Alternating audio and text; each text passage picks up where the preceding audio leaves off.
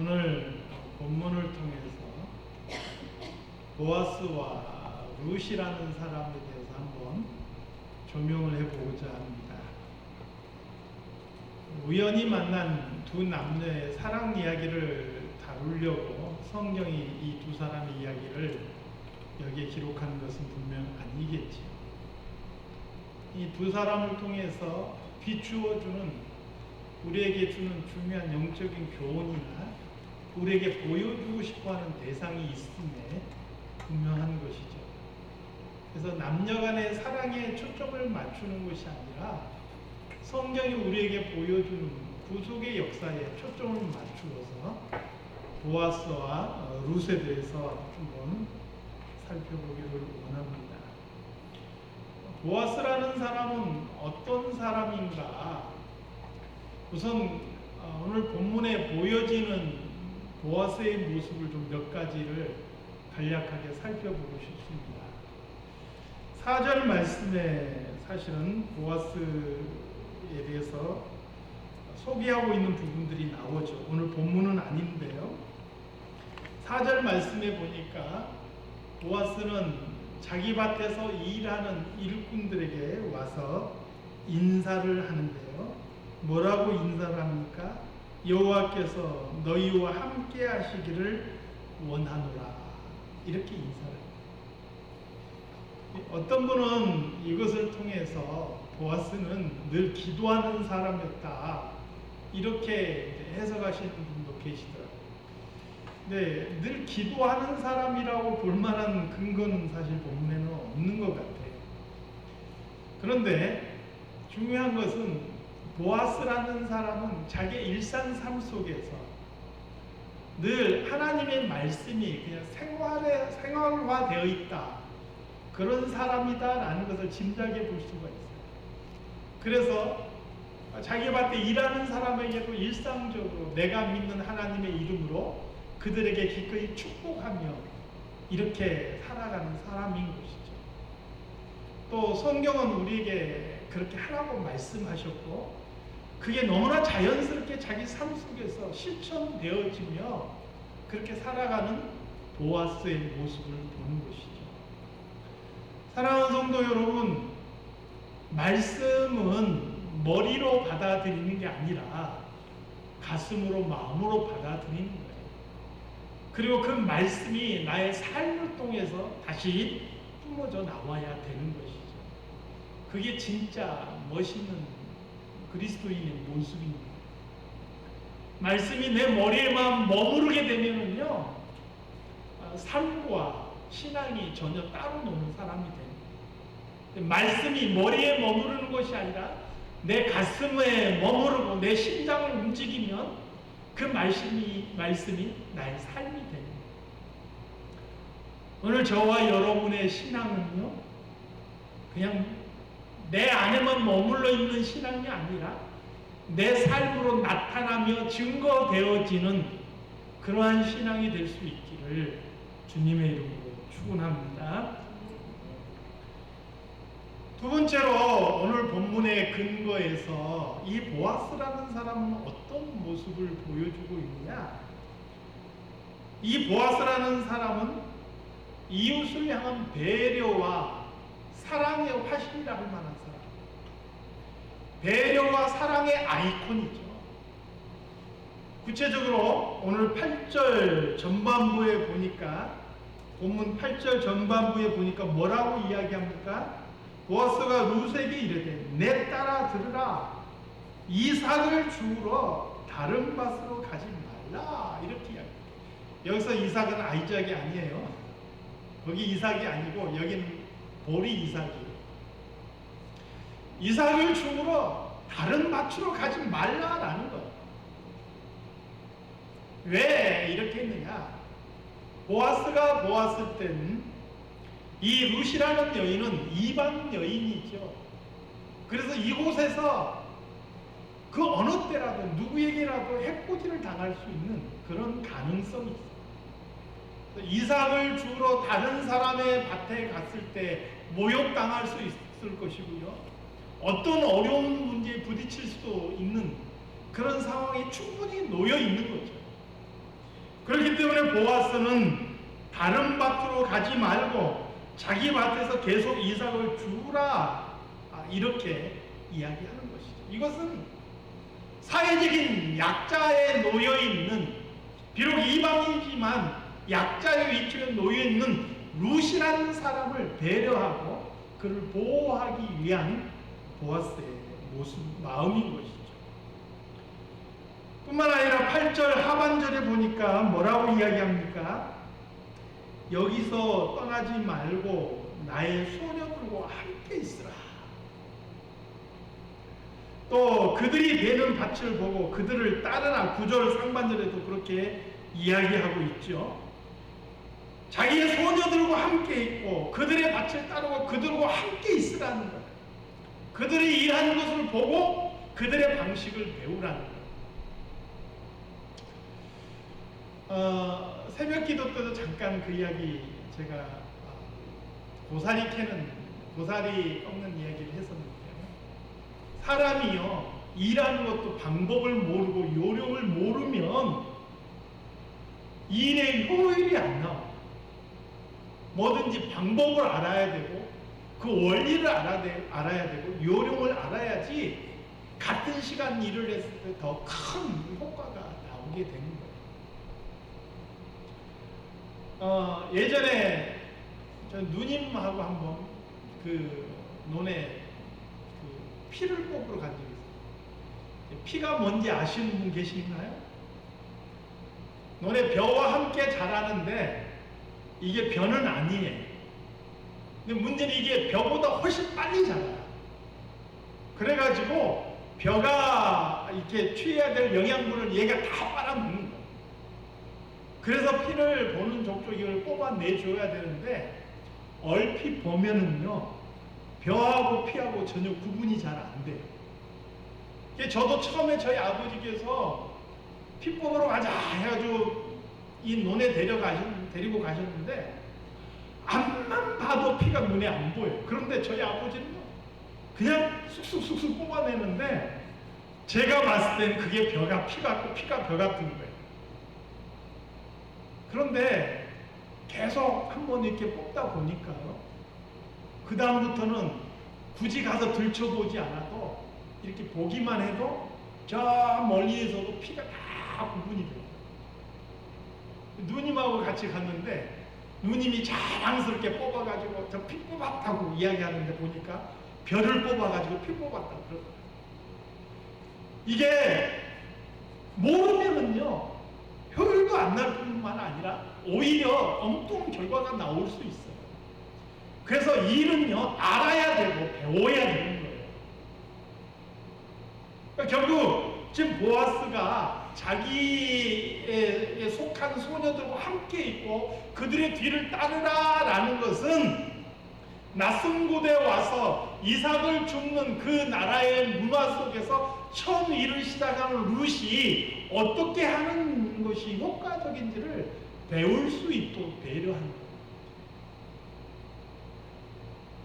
9절 말씀에 보니까요, 또 보아스가 어떻게 했습니까?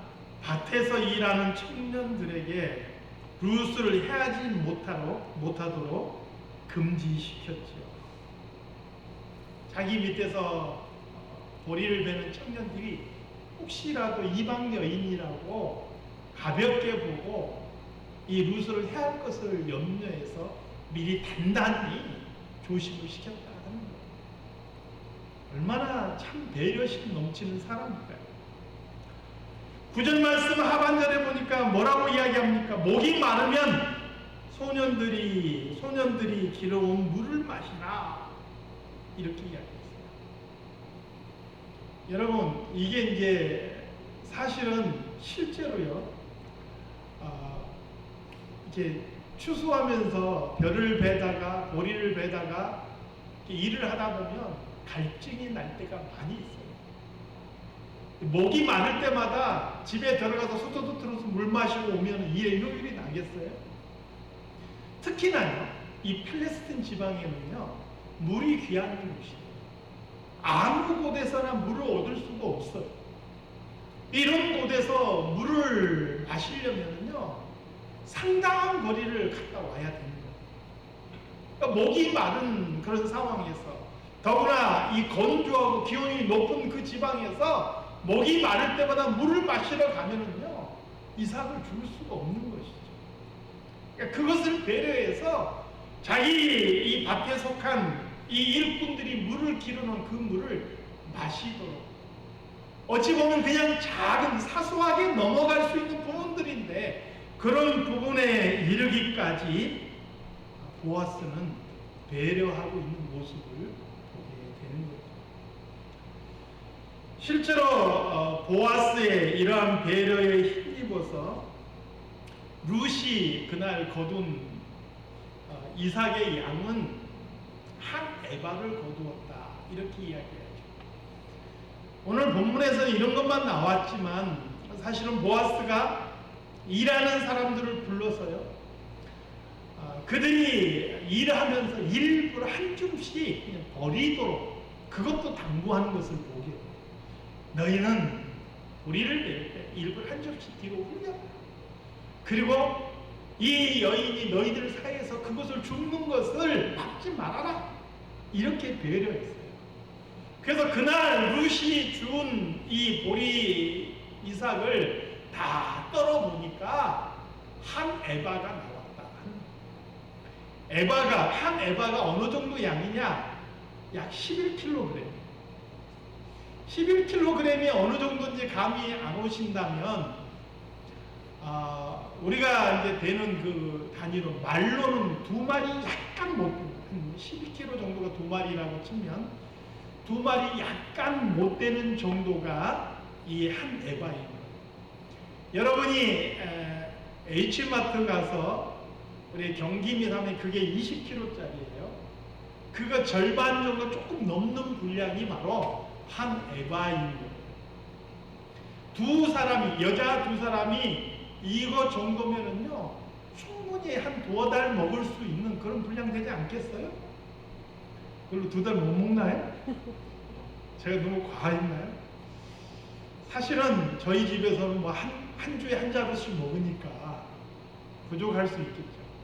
아무튼 하루 일한 것으로서는 많은 양을 사실 거둔 것이죠. 그래서 나오미도요, 놀라서 물어보는 거예요. 너 오늘 누구 밭에 가서 일했니? 이렇게 물어보죠. 그랬더니 이 룻이 바로 보아스라는 사람의 밭에 가서 일했다, 이렇게 이야기합니다. 보아스라는 사람의 밭에 가서 일했다. 나오미가 왜 그렇게 물어봤냐면요, 룻이 거둔 양이 이삭 줍기로서는 하루에 거둘 수 있는 양보다 훨씬 많았기 때문에 이상하게 여긴 거예요. 그리고 보아스라는 사람의 밭에 가서 거뒀다라는 이야기를 듣는 순간 나오미는 모든 상황을 이해하죠. 왜요? 나오미는 보아스라는 사람이 어떤 사람인지, 그가 얼마나 하나님을 경외하는 사람인지 충분히 이해하고 있었기 때문에 그렇습니다.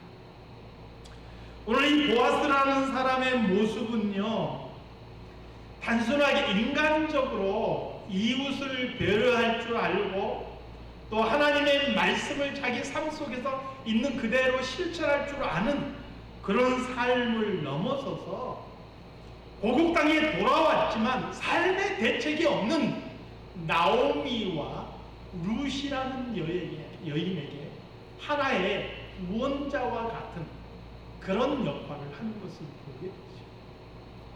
그가 룻에게 베푼 그런 배려와 사랑은 아무런 조건 없는, 아무런 대가 없는 배려와 사랑은 죄인들을 사랑하시고 죄인들을 배려하시고 위에서 아낌없이 자신을 주신 예수 그리스도의, 구원자 되신 예수 그리스도의 모형이 되는 것이죠.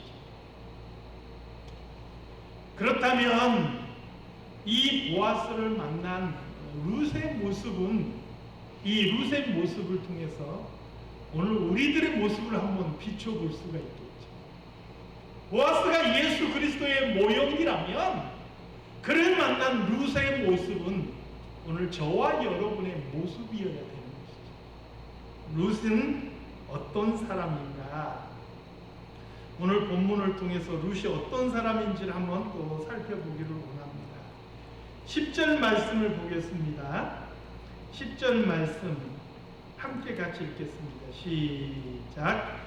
룻이 엎드려 얼굴을 땅에 대고 절하며 그에게 이르되 나는 이방 여인이거늘 당신이 어찌하여 내게 은혜를 베푸시며 나를 돌보시나이까.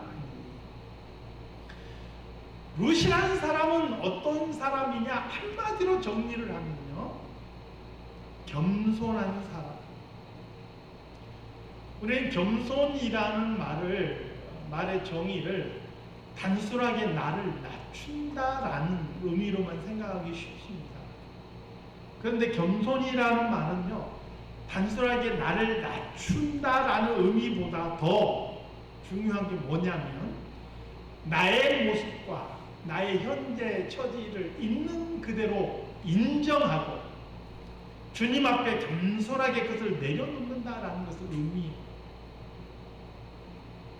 그러니까 룻이라는 사람은 보아스의 조건 없는 사랑과 그 배려 앞에서 그것을 너무나 당연하게 받는 사람은 아니었다는 거예요. 이건 율법에 기록된 거야.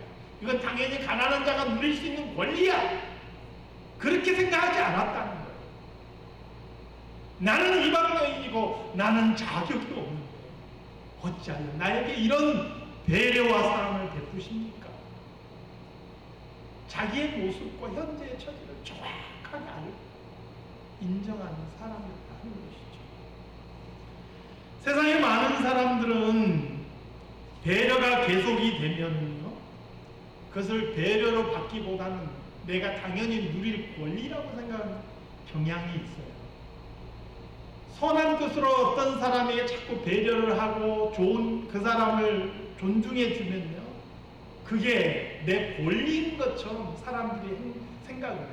그래서 내가 선을 베풀던 것을 중단하면 화를 내는 거예요.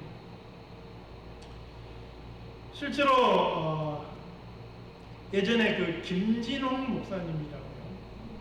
요즘에 최근에는 이리저리 또 말도 많지만 그분이 한때 정말 대단한 일들을 하셨더라고요.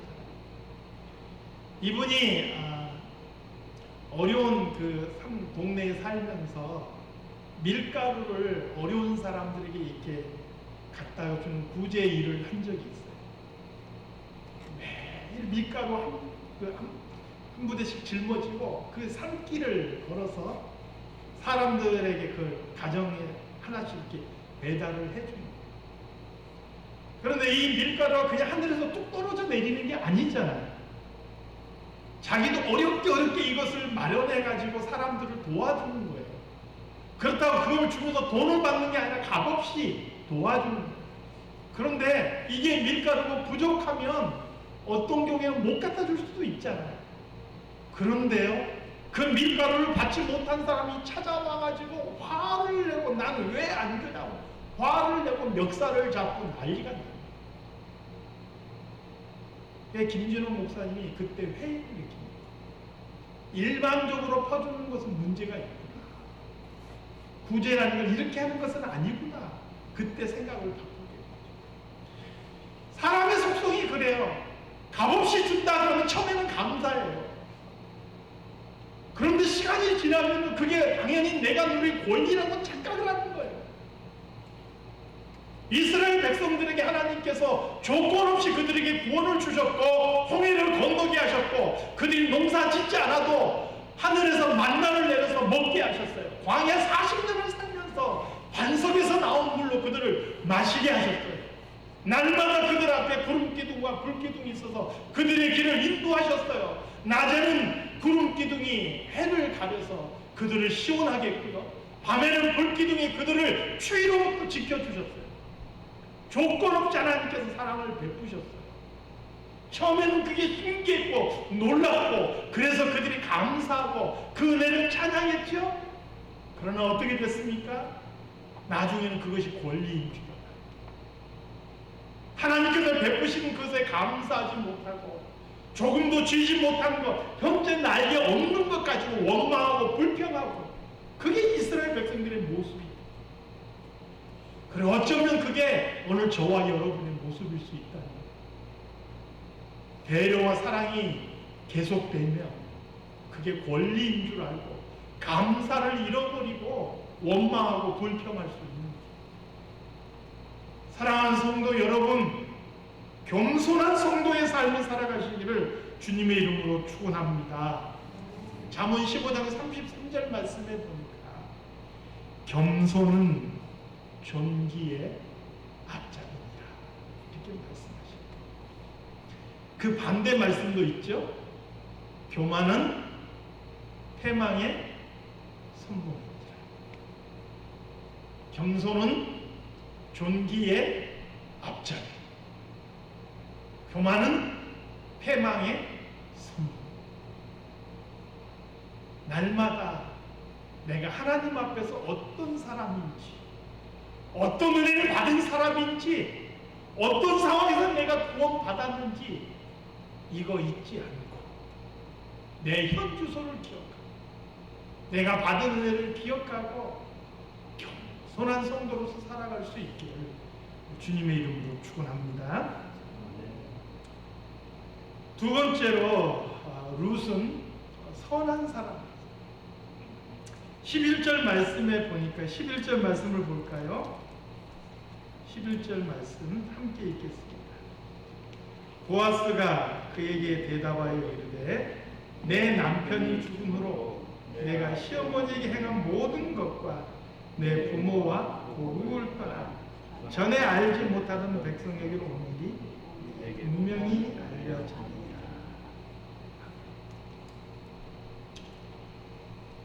룻이라는 이 여인은요, 홀로 된 시어머니를 결코 홀로 버려주지 않았어요. 물론 거기에는 이제 우리가 뒤에 살펴보겠지만 믿음이라는 요소가 들어가 있어요. 그럼에도 불구하고 사회적으로 봤을 때도 룻은 효심이 있는 사람이죠. 그리고 성경은요, 이러한 일을, 이러한 좋은 모습, 본보기가 되는 삶을 살아가는 사람을 이끌어서 선하다라고 표현을 해요. 그리고 이러한 선한 삶이라는 것은요, 하나님의 백성들이 마땅히 갖추어야 될 중요한 덕목입니다. 내가 예수 믿고 살아가는 사람으로서 하나님의 백성이라면, 예수님을 따르는 사람이라면 선을 추구하며 살아가는 삶이 정말 마땅한 덕목인 것이고 가치라는 것입니다. 우리가 예수 믿는다라면서 세상과 구별된다라는 얘기를 많이 해요. 세상과 구별된다는 것을 어떤 의미냐? 물론 신분이 다르다는 것도 의미가 있죠. 구원받은 자들이니까 소속이 달라요. 그런 면에서 구별도 되겠지만 세상과 구별된다라는 것은 삶의 방식이나 방향이나 목적이 다르다는 것을 말하고 있습니다. 삶의 방식이나 방향이나 목적이 어떻게 다르냐? 바로 선한 삶을 추구하는 삶이라는 것이죠. 마태복음 5장 14절에서 16절 말씀에 보니까 예수님께서 우리를 향하여서 우리가 어떤 존재인지 선언하셨어요. 너희는 세상의 빛이라 말씀하셨어요. 그러면서 이어서 뭐라고 말씀하느냐? 너희 빛이 사람 앞에 비치게 하여 그들로 너희 착한 행실을 보고 하늘에 계신 너희 아버지께 영광을 돌리게 하라. 세상의 사람들이 우리의 착한 행실을 보고, 이게 바로 세상에서 우리가 비추는 빛이라는 거예요. 우리의 착한 행실을 보고 하늘에 계신 너희 아버지께 영광을 돌리게 하라. 그렇게 말씀하고 있는 것이죠. 우리가 이미 살펴본 내용들이지만 창세기 4장에 보니까 하나님께서 가인의 제사를 왜 안 받으셨다고요? 가인의 재물의 문제가 있어서가 아니라, 가인의 제사를 받지 않으신 것은 재물의 문제가 아니라 사람의 문제, 재물의 문제가 아니라 가인 자체가 문제가 있어요. 가인이 선하지 못했기 때문에, 그 손에는 피가 가득하고 그 손에는 죄가 가득한 채로 하나님 앞에 제물만 가지고 나와서 제사 드린다고 하나님께서 그 제사를 기뻐하지 않으신다는 거예요. 그래서 선하지 못한 채로 드리는 예배 하나님께서 기뻐하지 않으십니다. 사랑하는 성도 여러분, 오늘 하나님을 믿는 성도들은요, 선한 삶을 추구해야 됩니다. 이게 내가 구원받기 위해서가 아니라 예수 그리스도께서 우리를 구원하셨으므로 그분이 우리에게 원하시는 대로 이 땅에서 빛으로 그렇게 살아야 하는 것이죠. 선한 행실을 통해서 하늘에 계신 우리 아버지께 영광을 돌리는 저와 여러분이 다 되시기를 주님의 이름으로 축원합니다. 마지막으로 룻의 세 번째 모습을 살펴보겠습니다. 룻이라는 사람은 믿음의 계보를 이어간 사람이죠. 이방 여인이었는데 오히려 혈통으로 정통 유대인들보다 더 확실한 믿음의 계보를 이어갔어요. 증손자로 다윗이 태어나고 또 그 후손으로 예수 그리스도가 태어나지. 오늘 11절 말씀에 보아스가 룻에 대해서 뭐라고 이야기합니까? 내 부모와 고국을 떠나 전에 알지 못하던 백성에게로 온 일이 내게 분명히 알려졌느니라. 이렇게 이야기하죠. 부모와 고국을 떠나서 알지 못하던 곳으로 왔어요. 자, 제가 질문합니다. 부모와 고국을 떠나서 알지 못하던 곳으로 왔어요. 누가 떠오르시나요? 얼른 떠오르는 인물이 한 명 있어야 돼요. 부모와 고국을 떠나서 알지 못하던 곳으로 왔어요. 왜요? 예? 누구요? 물론 하나님께서 그렇게 이끄셨죠. 굉장히 중요한 거죠. 근데 저는 이제 사람을 이야기해요. 본토, 친척, 아비의 집을 떠나서 갈 바를 알지 못하지만 하나님의 명령을 따라서 자기의 고국을 떠나 하나님께서 지시할 땅으로 갔던 인물 아브라함을 떠올리는 거죠. 그리고 오늘 본문의 룻의 모습은 바로 그 아브라함의 계보를 잇는 믿음의 사람인 것을 보여주는 거예요. 부모와 고국을 떠나서 알지 못하는 것이지만 그가 이곳까지 온 이유는 바로 하나님 때문에. 이게 바로 믿음의 계보를 잇는 사람임을 보여주는 것이죠. 비록 이방 여인이지만 그래서 하나님은 룻을 들어서 구원의 역사를 이루어 가시는 거예요. 구원은 혈통으로 이루어진 게 아니라 믿음으로 이루어지는 거예요. 그래서 오늘 저와 여러분도 마찬가지예요. 우리는 혈통으로 유대인이 아니에요. 그렇지만 우리는 영적 이스라엘 된 사람으로서 아브라함의 후손인 거예요. 왜요? 혈통으로 아브라함이 아니라 믿음으로 아브라함의 후손입니다. 아브라함이 하나님의 명령을 따라서 본토 친척 아비의 집을 떠났던 것처럼 우리도 이 세상에 살아가지만 이 세상에 속하지 않고 이 세상에 있는 것들을 내려놓고 하나님을 향하여 하나님의 약속하신 것을 향하여 나아가는 성도들이기 때문에 그렇습니다. 그래서 우리는요, 이 땅을 살아가면서도 이 땅에 매이거나 이 땅에 소망을 두고 살아가서는 안 돼요. 하나님의 약속의 소망을 두고 하나님의 나라와 의를 바라보며 나아가야 되는 것이죠. 오늘 그러한 의미에서 룻은 이 시대를 살아가는 성도들이 어떤 모습이어야 될지, 어떻게 살아가야 되는지 그것을 우리에게 보여주는 것이죠. 마지막으로요, 오늘 본문은 아니지만 룻에게 당부하죠. 이삭 죽기가 다 끝날 때까지는 다른 곳으로 가지 말고 보아스의 밭에 머무르라 이야기하는 것을 보게 돼요. 그리고 룻도 그 말에 순종해서 보아스의 소녀들에게 가까이 있어서 보리 추수와 밀 추수를 마치기까지 이삭을 주며 그의 시어머니와 함께 거주하니라. 이게 이제 2장 23절 마지막 절에 소개하고 있는 것이죠. 사랑하는 성도 여러분, 우리 구원받은 성도들이요, 하나님의 은혜를 누리는 유일한 방법은 뭐냐? 바로 주님의 그 품을 떠나지 않는 것.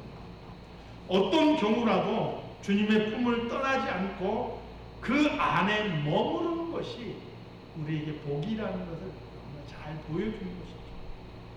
요한복음 15장 4절에서 5절 말씀에 보니까요, 주님께서 이렇게 말씀하시죠. 내 안에 거하라. 나도 너희 안에 거하리라. 가지가 포도나무에 붙어있지 아니하면 스스로 열매를 맺을 수 없음 같이 너희도 내 안에 있지 아니하면 그러하리라. 나는 포도나무요 너희는 가지라. 그가 내 안에 내가 그 안에 거하면 사람이 열매를 많이 맺나니 나를 떠나서는 너희가 아무것도 할 수 없음이니라. 주님 안에서 이 땅 위에서 성도로서 어떻게 살아가야 될지 다시 한번 깊이 묵상하는 저와 여러분이 되시길 주님의 이름으로 축원합니다. 하나님 아버지, 보아스와 룻을 통해서 주님과 나를 다시 한번 돌아볼 수 있기를 원합니다. 너무 당연한 은혜처럼 마치 내 권리처럼 누리며 살아갔다는 것이 당연한 것이 아니고 권리가 아니고 주님께서 우리에게 주신 은혜였음을 다시 한번 기억하게 하시고 그 은혜 가운데 감사하며 살아갈 수 있는 저희들이 되게 하여 주시옵소서. 예수님의 이름으로 기도드리옵나이다.